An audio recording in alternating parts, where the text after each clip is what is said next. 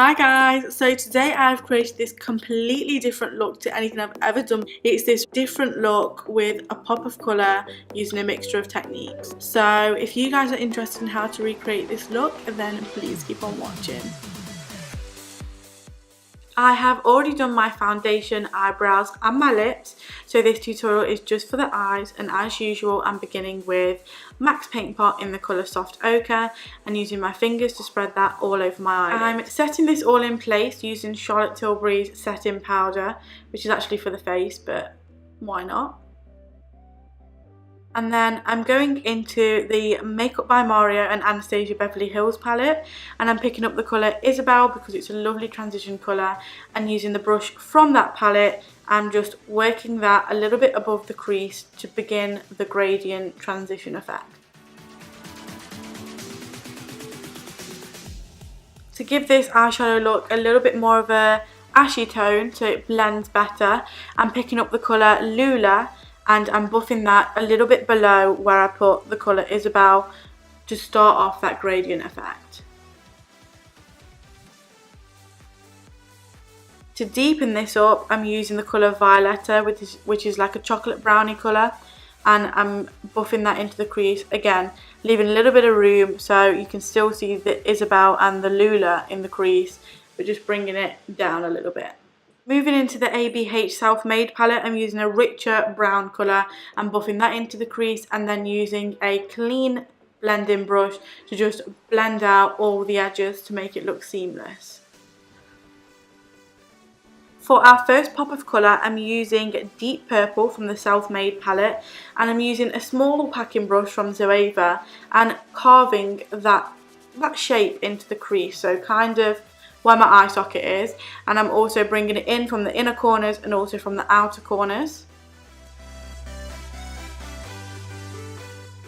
As I'm going along, I'm gradually building this colour to give it its full intensity. I don't recall dampening the brush. This is actually just a high pigment colour by itself. And because I want to blend this purple colour as opposed to creating a cut crease effect, I'm just using that clean blending brush and going over, and I'm also using a little bit more of a fluffier brush and picking up some of that purple and buffing it into my crease so it blends nicely.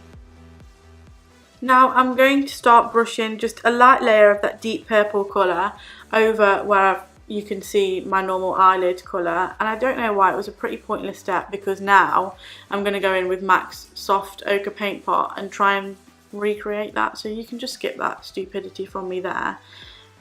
I don't know why I did that, but that was just getting me ready to create that spotlight effect. For that I dipped into the Huda Beauty palette and used the metallic colour Trust Fund, which is a beautiful rose goldy colour, and I use my finger, as these are best used with your fingers, just to pat that onto the centre of my lid more intensely, and then just gently dab it and blend it outwards,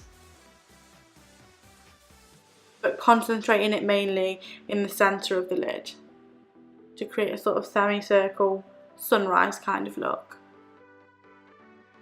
And then what I'm trying to do is just gently blend that out also, so it's not just a harsh random semicircle in the middle. And back to the Self-Made palette, I'm using the colour Treasure to highlight my inner corners.